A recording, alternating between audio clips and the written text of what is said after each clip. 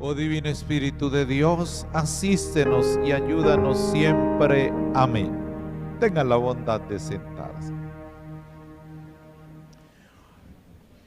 Cuando celebramos la Santa Trinidad, que es una comunión de amor, y siempre que nosotros hablamos como cristianos católicos que decimos yo creo en Dios, siempre pensemos en Dios Padre, Dios Hijo y Dios Espíritu Santo, una comunidad de amor. Vamos a mirar aquí, este es un poema del libro de los Proverbios. Dice, esto dice la sabiduría de Dios. El Señor me creó y miren una cosa, entonces la sabiduría viene de Dios, pero hay algo que yo quiero que miren, varias veces aparece esto. En un tiempo remoto fui formada, antes de que la tierra existiera. Y después dice, ¿antes de qué? De los abismos fue engendrada. ¿Antes de qué? De los manantiales de agua. Y aquí sigue diciendo, ¿antes de qué? Fui engendrada. No había aún la tierra hecha. Y sigue diciendo,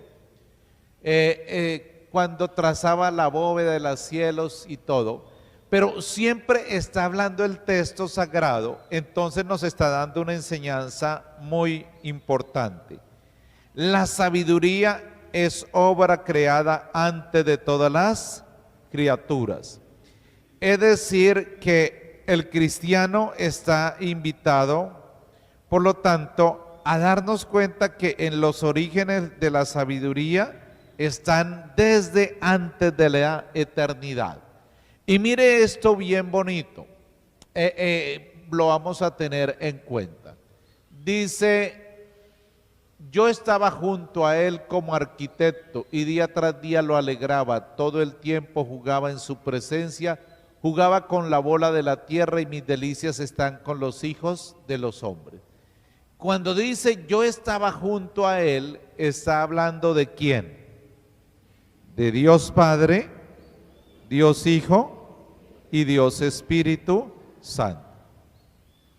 Entonces, la creación es una obra de la sabiduría de Dios. Noten por eso lo bello de este salmo, que es bello, ¿por qué? Porque la mayor obra de la creación, la más grande, después de hacer al hombre, es la obra de la redención. En la creación, el ser humano es lo más elevado que hay. Por eso es que dice, cuando contemplo el cielo, obra de tus dedos, la luna y las estrellas, ¿qué es el hombre para que te acuerdes de él, el ser humano para mirar por él? Y miren lo que sigue diciendo, todos, Luis.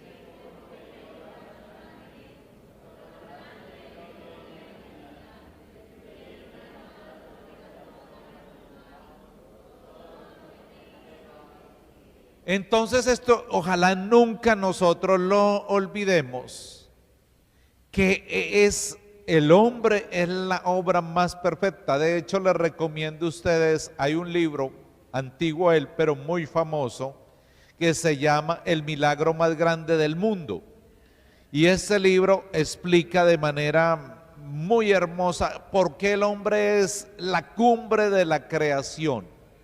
Y es bueno recuperar esta enseñanza bíblica. ¿Por qué?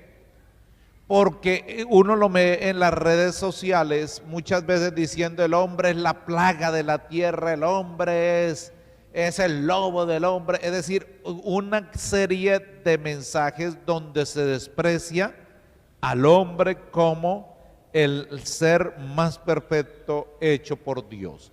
Muy bien, aquí ustedes saben que a veces los hermanos esperados o separados, pero los esperamos, ellos dicen la Trinidad no existe porque esa palabra no aparece en la Biblia. Pues sí, la palabra Trinidad no aparece, pero Jesucristo fue el que nos reveló que Él nos reveló y nos habló del Padre y nos habló del Espíritu Santo. Y en este texto sagrado aparecen las tres personas de la Santa Trinidad. Habiendo sido justificados en virtud de la fe, estamos en paz con Dios. Cuando ustedes siempre escuchen en la iglesia la palabra Dios en la Eucaristía, siempre está hablando de Dios ¿qué? De Dios Padre. Y aquí cuando dice, habiendo sido justificados, justificados quiere decir salvados, es decir, que Jesús nos, por su sangre, por su sacrificio, nos rescató de la muerte, nos rescató del pecado. Dice, por eso estamos en paz con Dios, es decir, la ruptura que había con Dios Padre fue Jesús el que hizo el puente, Él es el mediador. Dice, por medio de nuestro Señor Jesucristo. Entonces aparece aquí la figura de la segunda persona de la Trinidad. Dice, por el cual hemos obtenido además por la fe acceso a esta gracia, en la cual nos encontramos y nos gloriamos en la esperanza de la gloria de Dios. Vamos a explicar un poquito aquí. Por el cual hemos obtenido, ¿qué es lo que hemos obtenido? La gracia.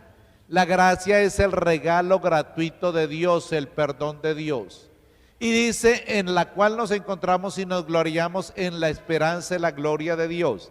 Siempre que nosotros escuchemos la palabra esperanza, nos está hablando de lo que esperamos y que es verdad.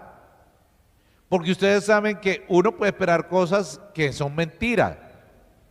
Nosotros, ¿qué esperamos? Pues el cielo. Pues esperamos el juicio de Dios, esperamos el cielo, la vida eterna, la alegría con Dios en la eternidad. Y pues quien está apartado de Dios, que nunca quiso también pues ese apartamiento total de Dios, ¿cómo lo llamamos nosotros? El infierno y el purgatorio, para quien que murió en la imperfección. Pero miren esto aquí hermosísimo. Más aún nos gloriamos incluso en las tribulaciones. Es decir, aquí nos gloriamos cuando hay pruebas.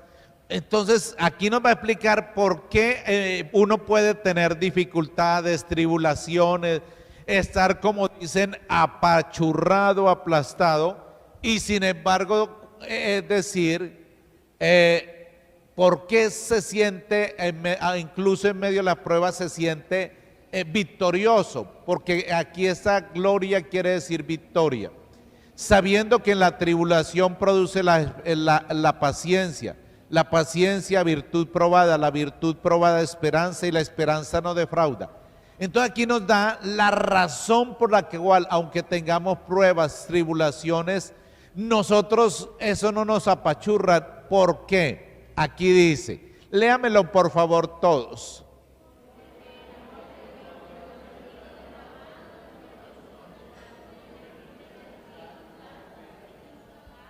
Entonces, el Padre y el Hijo nos envían a través del Espíritu Santo el amor. Y ese amor es el que nos ayuda a que, por ejemplo, no le perdamos gusto a la vida. Hoy hay muchísimas personas, debido a la pandemia, debido a las secuelas del COVID, porque a muchas personas les dejó secuelas muy graves, que están perdiendo los deseos de vivir. Pero es ahí donde uno tiene que clamar ese amor de Dios. Y sobre todo muchas personas muchas veces se sienten y dicen, a mí nadie me quiere. Y como decían los niños, a mí nadie me quiere, soy un gusanito. Es decir, no valgo nada. Pues abriéndonos a la acción del Espíritu Santo, dejando y pidiéndolo, Señor, lléname de tu amor. Esto hay que pedirlo, derrama tu amor. Y con ese amor nosotros tenemos la capacidad de amar a los de la casa, de no perder la alegría, aunque haya pruebas, aunque haya dificultades. Suplicarlo totalmente y de muchas maneras clamarlo. Mire, con el Espíritu Santo lo tenemos todo. Sin el Espíritu Santo estamos perdidos. Y vamos a mirar algo bien bello. Léame por favor esta parte de Gloria, ¿qué?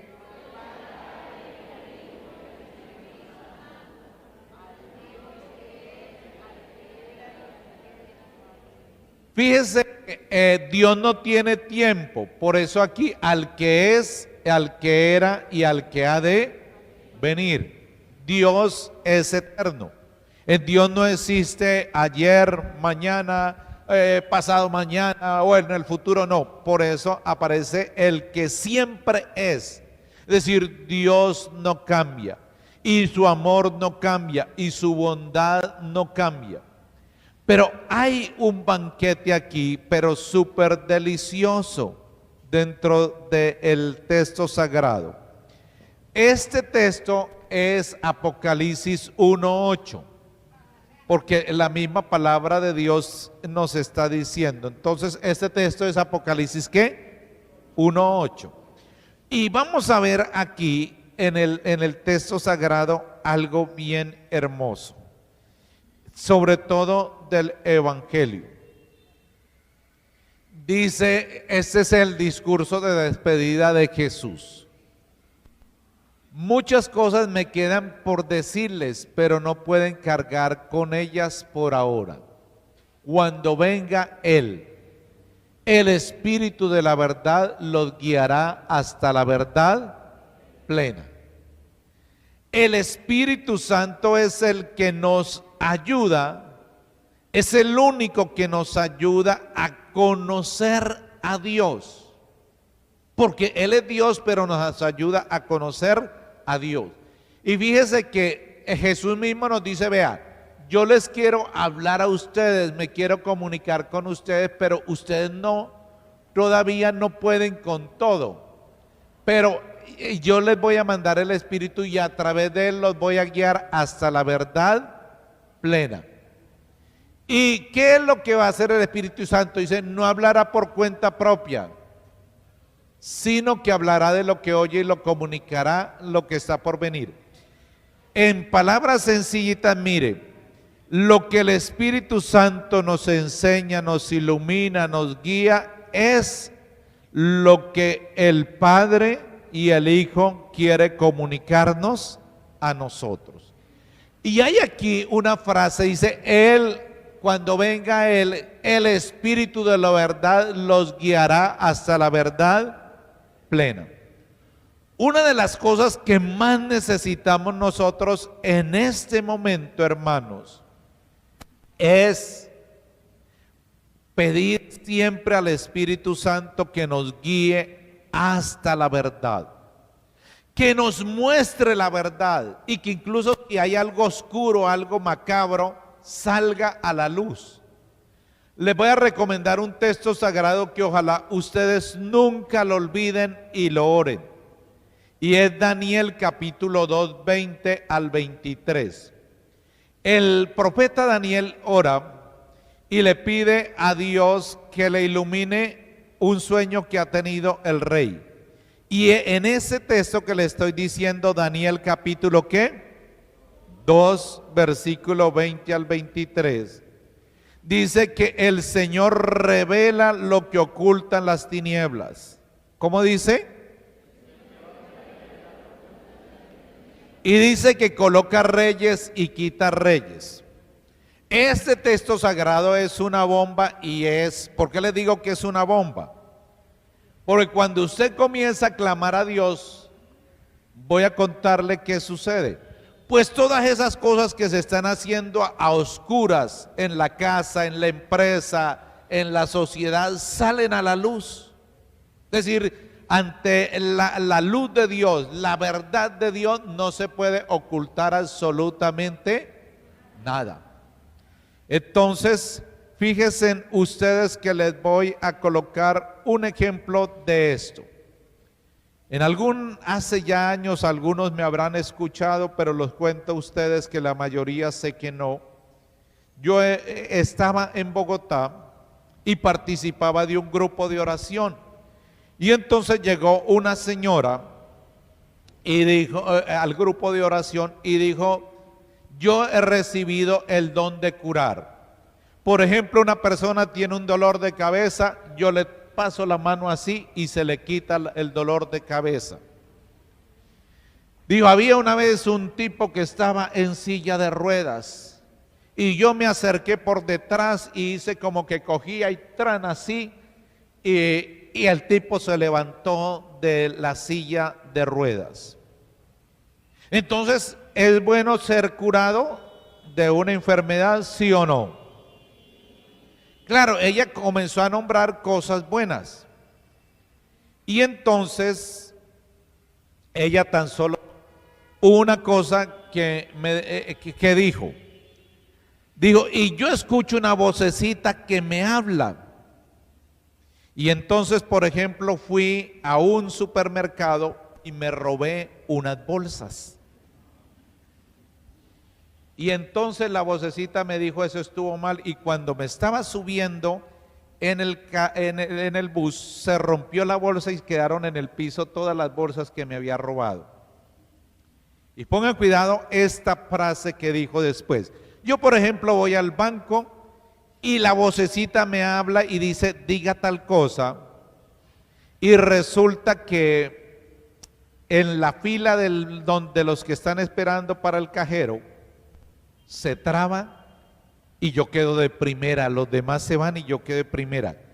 Y esto no puede ser el Espíritu Santo, porque Él no nos enseña a ser tramposos y entonces ella decía, como decía que se había robado, ella decía: eso tiene que ser el Espíritu Santo. Entonces, basado en este texto sagrado, yo le dije: mira, vamos a orar porque ella se acercó y dijo: me ha sucedido algo, yo vengo es por eso aquí al grupo, a que ustedes me ayuden.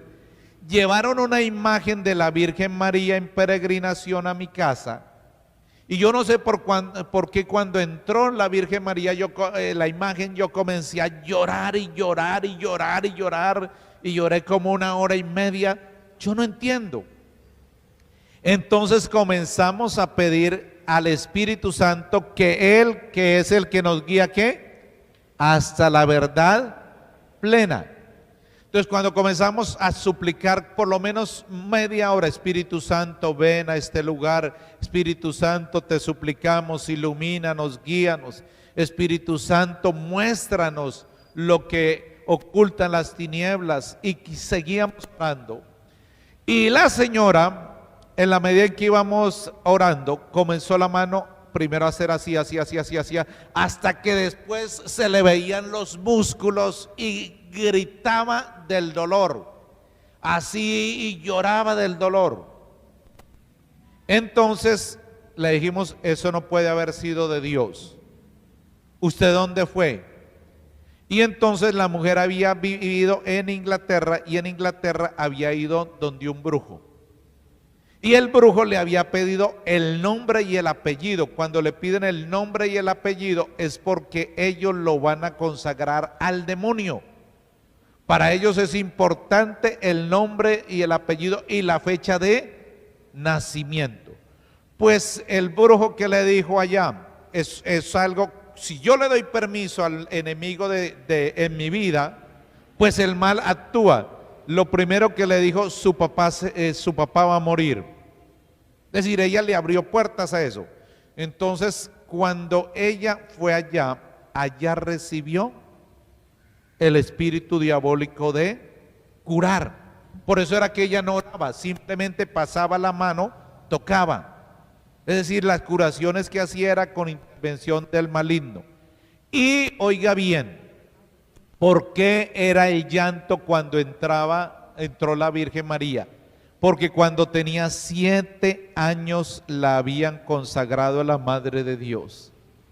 Entonces, al tener ese encuentro a través de la imagen de la Madre de Dios, la Madre de Dios estaba viniendo en ayuda de ella, porque ella creía que eso estaba normal, incluso se sentía orgullosa y creía que eso estaba bien.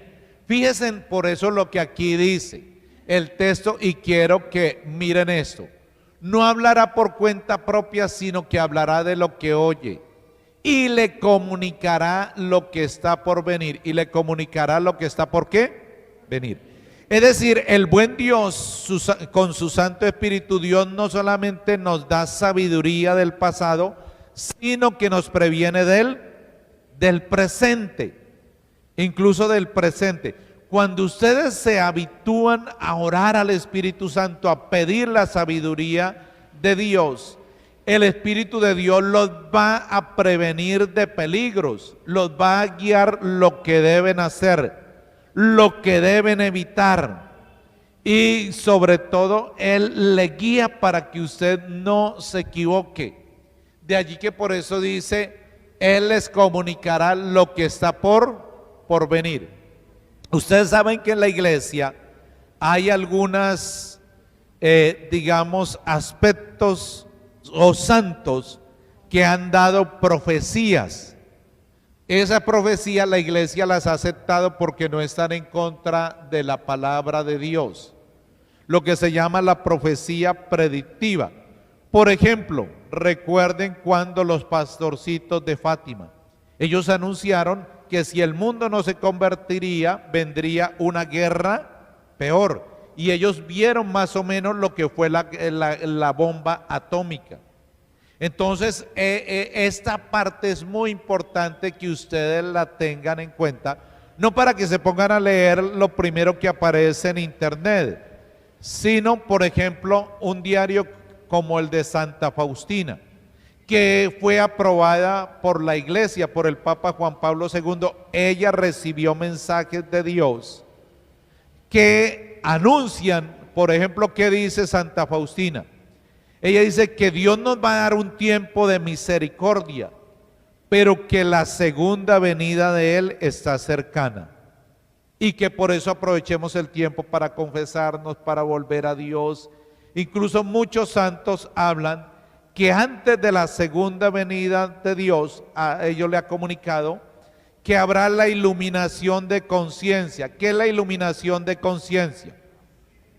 Que por un regalo de Dios todas las personas van a ver la gravedad de su pecado. Es decir, que van a poder ver en qué estado están ellos antes de morir, si están en un estado donde pueden ir al purgatorio o si en vida la persona está yendo hacia el infierno. Entonces esto es tan importante, este es un regalo maravilloso.